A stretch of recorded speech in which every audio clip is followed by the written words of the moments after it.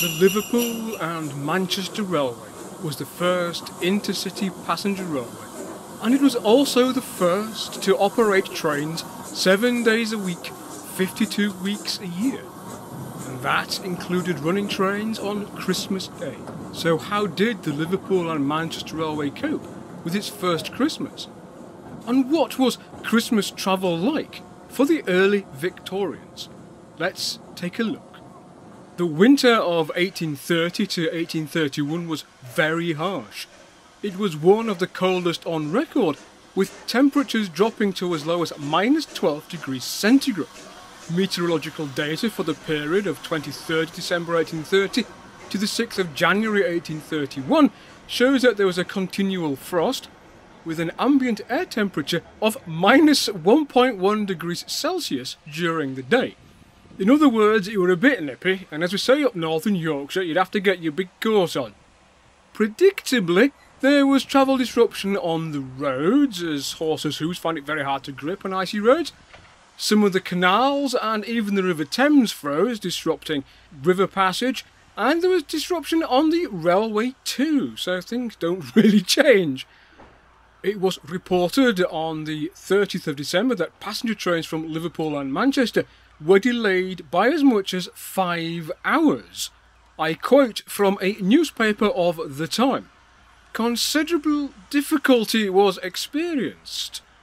It was found that the wheels of the Planet engine, instead of moving forward, slipped on the rails and moved around without making any progress other than a shower of sparks, causing considerable damage to the machinery.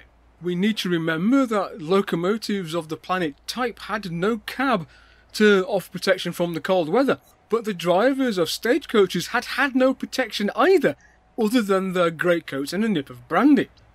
The carriages too, rather like stagecoaches before them, had no heating, and whilst the first-class carriages were fully enclosed with roofs and windows, the second-class carriages were open above the waist with no protection whatsoever. But still, the trains got through, and despite these delays of that first Christmas, travelling at Christmas soon proved to be a hit. The Liverpool and Manchester Railway Minutes record that on Christmas Day 1840, at Parkside Station, which is midway along the line and where William Huskisson met his grisly end, there were about 100 passengers waiting for the second class of the stopping train, but there wasn't sufficient space on board the train for them, and in the mad rush to find a seat, many passengers boarded without buying a ticket, others were knocked down, and a large group of them were in fact left behind. A few years later, in 1843, one Manchester newspaper reported that such was the crush of passengers on Christmas Day that extra carriages had to be added to the trains on the Liverpool and Manchester Railway. But sometimes even this was not sufficient. The Manchester Courier reported, and I quote, "There is generally at Christmas more than the ordinary amount of traffic on the Liverpool and Manchester Railroad. But on Sunday, being Christmas Day, the number of passengers was so great that the up trains to Manchester did not arrive at Manchester until an hour or more beyond their usual time. In an evening, the down trains were later still. Many trains departed, leaving would-be passengers stranded on the platforms." With changing ideas of what Christmas was, in thanks a large part to the writings of Charles Dickens or Harriet Martineau, the pattern of Christmas travel changed in the later 1840s. Unless Christmas Day was on a Sunday, trains had hitherto run as normal, but by about 1850, if trains ran on Christmas Day at all, they ran to a reduced Sunday service. The Leeds Intelligencer noted that the Manchester and Leeds Railway was operating a Sunday service on Christmas Day, but only first-class tickets were available. The riffraff would have to stay at home.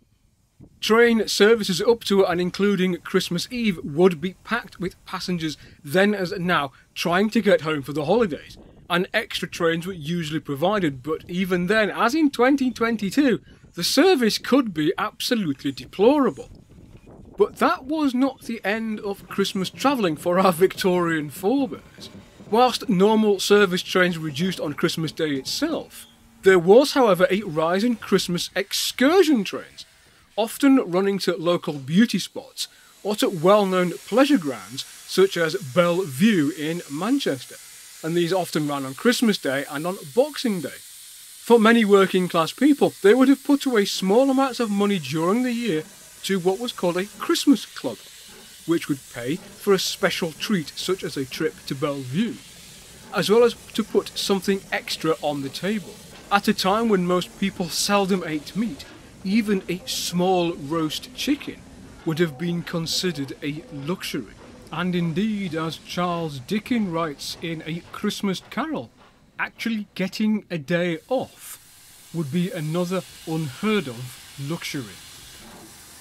So that's been a quick look at how our early Victorian forebears travelled at Christmas, and how those early railway companies coped or didn't cope, and how things in 2022 are little different from Christmas travel in 1852. I hope you have enjoyed this video, and if you have, please leave a comment below. And please also like, share and subscribe, and click the notification bell.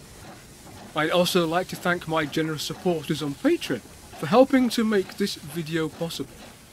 And finally, I would like to wish you all, wherever you may be, and however and whatever you are celebrating, a very Merry Christmas and a fruitful New Year. See you all on Rail Story in 2023.